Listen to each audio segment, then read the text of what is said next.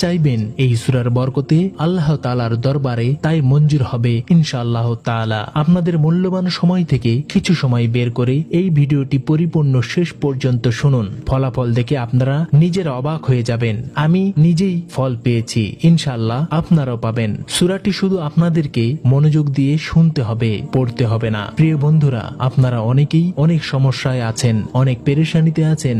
আপনার জীবনেই অনেক মুসিবত চলছে, কোনো কাজে আপনাদের ইচ্ছা অনুযায়ী হচ্ছে না, কোনো দোয়াই আপনাদের কবুল হচ্ছে না, বরং অবস্থা আরো খারাপের দিকে যাচ্ছে। আপনারা যদি এই সকল পেরেশানি, সমস্যা এবং হতাশা থেকে মুক্তি পেতে চান, তবে আজকে বিশ্বাস করে কোরআনের অত্যন্ত পাওয়ারফুল এই সূরাটি পরিপূর্ণ শেষ পর্যন্ত শুনে দেখুন। এই সূরা শোনার মাধ্যমে আপনাদের জীবনের সকল অসম্ভব কাজগুলো সম্ভবে পরিণত হবে ইনশাআল্লাহ। যে ব্যক্তি যে উদ্দেশ্য নিয়েই এই সূরাটি শুনবে, আল্লাহ তাআলা সাথে সাথে তার উদ্দেশ্যগুলো কবুল করে নেবেন। আলহামদুলিল্লাহ, এই সূরাটি দিয়ে লক্ষ লক্ষ মানুষ উপকৃত হয়েছে, তাদের মনের আশাগুলো পূরণ হয়েছে এবং উদ্দেশ্যগুলো সফল হয়েছে। তবে এই সূরাটি শোনার কিছু শর্ত রয়েছে। প্রথম হচ্ছে, যে কোনো দরুদ শরীফ 3 বার পাঠ করে নেবেন। সবচেয়ে ছোট দরুদ শরীফ সাল্লাল্লাহু আলাইহি ওয়াসাল্লাম হয় তাও পড়ে নেবেন। এই সূরাটি শোনার সময় আপনাদের জীবনের সকল আশা আকাঙ্ক্ষাগুলো অন্তরে স্মরণ করতে থাকবেন এবং সূরাটি পরিপূর্ণ শুনতে থাকবেন। মনে রাখবেন, সূরাটি প্রথম থেকে শেষ পর্যন্তই শুনতে হবে। সূরাটি অসম্পূর্ণ রেখে কোনোভাবেই যাবেন না। আল্লাহর দোহাই দিয়ে বলছি, যদি অসম্পূর্ণ রেখে চলে যান তাহলে আপনাদের কোনো কাজই সফল হবে না। তাই সূরাটি প্রথম থেকে শেষ পর্যন্ত শুনুন। ইনশাআল্লাহ এই সূরাটি শেষ হওয়ার আগেই আপনার চারদিক থেকে সুসংবাদ আসতে শুরু করে দেবে। সকল অপূর্ণ আশাগুলো পূরণ হয়ে যাবে।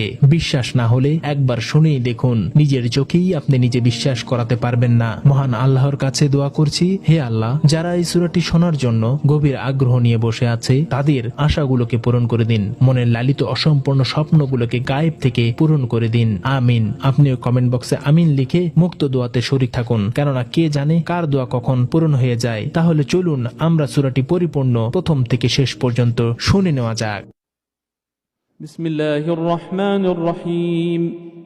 الحمد لله الذي خلق السماوات والأرض وجعل الظلمات والنور ثم الذين كفروا بربهم يعدلون هو الذي خلقكم من طين ثم قضى أجلا وأجل مسمى عنده ثم أنتم تمترون